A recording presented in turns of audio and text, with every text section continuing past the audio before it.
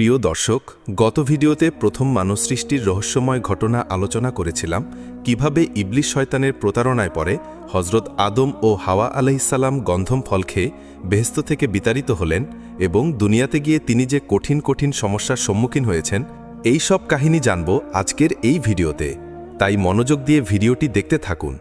ইবলিস শয়তানের ধোকায় পড়ে হজরত হাওয়া আলাইহিসসালাম ভয়ঙ্কর সেই ফলগাছের দিকে যেতে লাগলেন এবং তিনি উক্ত গাছটির নিচে গিয়ে 3টি ফল ছিঁড়ে হাতে নিলেন।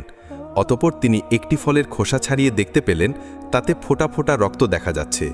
এই রক্ত সম্পর্কে হজরত মুয়াজ রাদিয়াল্লাহু তাআলা আনহু বলেছেন, বিবি হাওয়ার হাতে গন্ধমের রক্ত দেখার অন্তর্নিহিত কারণ ছিল পৃথিবীর সকল নারীর প্রতি মাসে একবার রক্ত দেখার সময় বাধ্যতামূলক করে দেওয়া হবে।